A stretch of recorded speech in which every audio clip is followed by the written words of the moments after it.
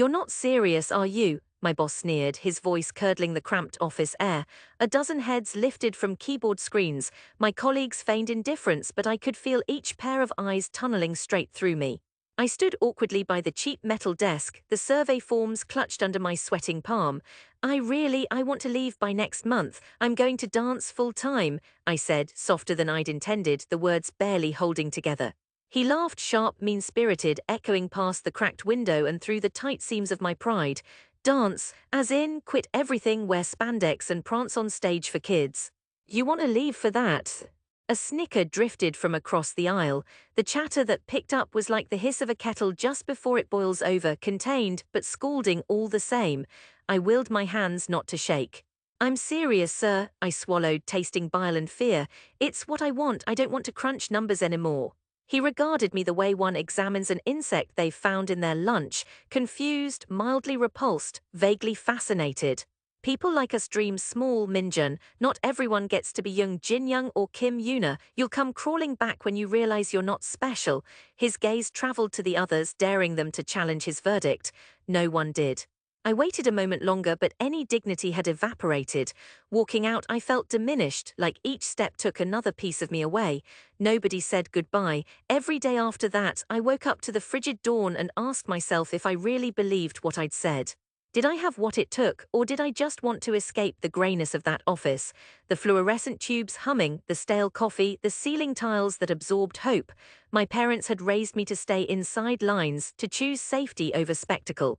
Even at home, their eyes narrowed with worry. "What's the point in suffering?" my mother asked after hearing the news, her hands working nervously with her rose-patterned apron. "Do you know how many good, responsible jobs people are desperate for? We worked hard so you could live better, not chase silly things." I almost said it's not silly. I almost explained how, when the music thrummed through me at night in the rented studio with mirrored walls, I no longer felt ugly or ordinary. I became someone else. But the words twisted around shame. Instead, I just wiped the table clean and left her unspoken pleas hanging like steam in the quiet kitchen. My father was more blunt. "If you fail, don't come asking for help," he muttered, avoiding my gaze as he watched the news. "Family isn't for picking up mistakes." At first, it didn't bother me as much as I thought it would. Fear was something I'd learned to bear. It lived under my tongue and behind my eyes, but it hadn't grown roots in me. What hurt more was the laughter, the whispers among neighbors, old friends sending me encouraging texts that dripped with disbelief. Even my little sister Hayun shook her head with a sadness that grated.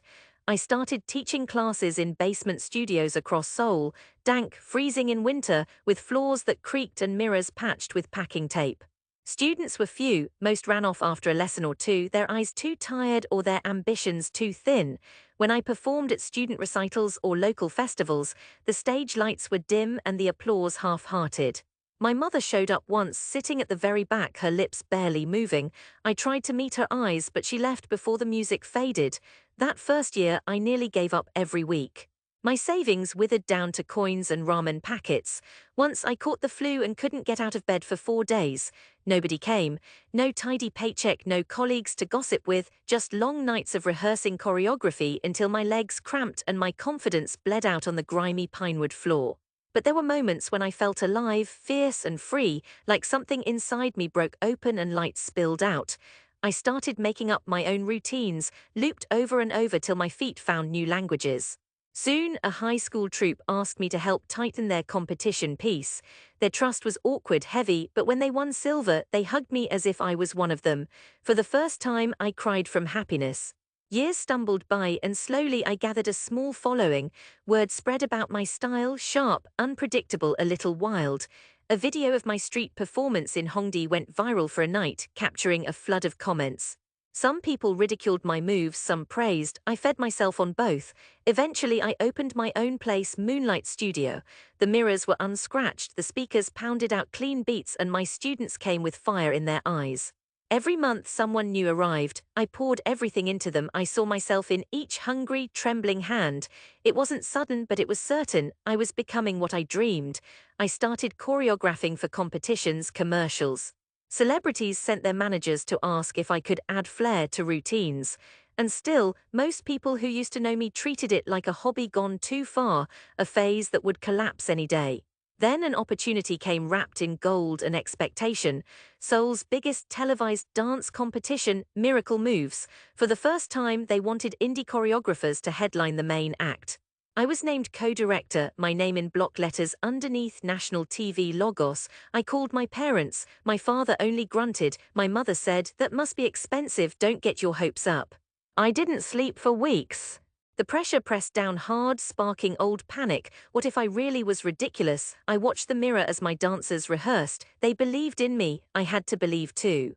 The day before the show, I walked down the Han River, the wind scouring my face. All of Seoul shimmered, the high-rises, the towers clawing skyward, the river's dark artery looping past neighborhoods where my name meant nothing. I breathed in sharp, cold air, searching for steadiness. I promised myself no more looking back. Hold your head high, Minjun. The night of the broadcast dawned impossibly clear, no rain, only stars. The backstage was pure chaos. Makeup artists, lighting techs, TV hosts. My dancers circled close, faces taut with anticipation. Overhead, the audience's roar rumbled through the walls. 15,000 people in the venue, a city's worth more watching at home. I peeked through the curtain and saw them, my parents, unmistakable in their Sunday best, stiff and nervous amid sleek strangers. Hyun too, twisting her bracelet, biting her lower lip. They looked all around, refusing to recognize anyone. They hadn't come to a show in years. My heart contracted and stuttered. "All cues are set," a stage manager called, dragging me back to reality. When the lights fell, everything slowed. My heartbeat sank into the rhythm. The dancers took their marks. The first song hit, the opening sweep, the electric pulse. I watched my choreography ignite the stage, bodies swirling, sharp angles melting into wild leaps, movements born from nights alone in forgotten studios. My DNA was in every pivot. The crowd reacted. Cheers, then silence, rapt. My parents sat forward, mouths parted. Hyun's eyes widened, unblinking, her phone forgotten in her lap. As the finale built, neon colors, smoke weaving through a wall of sound, my lead dancer, Jinho, slipped his hat off and tossed it directly towards the first row. It landed improbably at my father's feet. He didn't move for a beat, then stooped slowly as if afraid. The camera caught him, projected 10 meters tall onto the arena's main screen. Everyone watched, I watched, then the lights crashed up, the crowd exploded.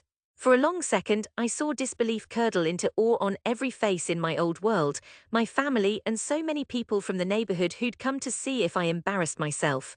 Their expressions turned, all at once, from doubt to wonder. I stepped out when the MC announced my name.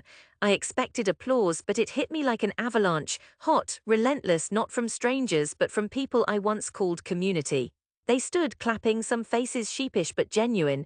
Even my stern father stood clutching that hat. Afterwards, backstage was pure din, reporters, dancers howling with joy, my name shouted in celebration. But from the corner, I saw my family huddled awkwardly, not quite knowing how to reach me. I went to them. My mother nodded, fighting tears she refused to let fall. You made something beautiful, Minjun," she whispered, her voice thin, breaking. "I didn't know, I never thought." She stopped, dabbed her eyes. Hyun hugged me first. "I'm sorry I doubted you," she murmured. "You really did it. For real." My father stood apart, holding the hat like an artifact. "You weren't ridiculous," he said quietly, not looking at me. I was afraid for you." That was enough. I touched his shoulder. We stood lost, clumsy, but together. The tension of years dissolved, not into perfect understanding, but into something softer, respect maybe, wrapped in shared pride. The next day, Seoul woke to a new headline. Moonlight Studio's Minjun Kim, homegrown visionary, takes center stage. Down in my old neighborhood, I heard stories, neighbors gathering at breakfast stalls, whispering about the old office worker who had made it. My boss, the one with the sneer, sent a perfunctory congratulation through my sister. He always worked hard, maybe he was special after all.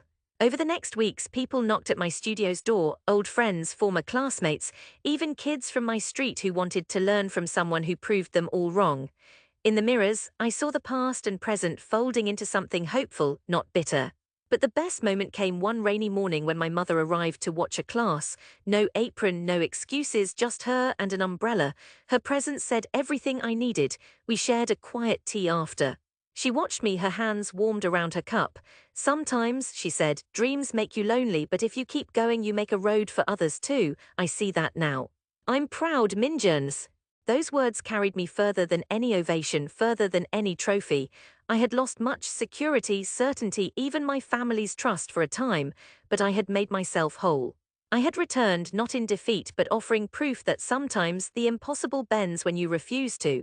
Sitting there, the drizzle streaking down the studio's wide windows, I realized my greatest victory wasn't just in the dance, the roar of the crowd, the bright lights, the flashbulbs.